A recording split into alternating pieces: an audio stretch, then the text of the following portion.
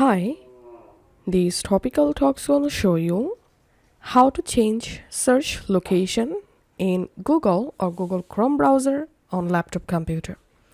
Follow these easy steps to learn how you can easily change your search result region.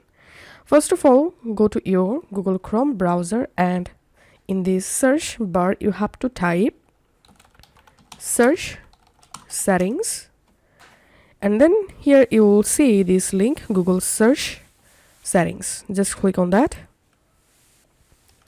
and you will directly jump into this Google search settings page. Here make sure to sign into your account by clicking on sign in.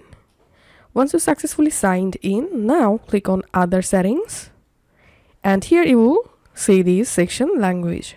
Manage the language of your Google search display and select preferences for your results. So all you have to do is just click on language and region, and here if you want to change your search language you can do it from here. And in order to change search results region you have to click on result region, and now from this list you will be able to select any country or region for your Google search. Once you selected the new region, just click on confirm to save changes. And now on, whenever you search on your Google, you will see all results for the new region.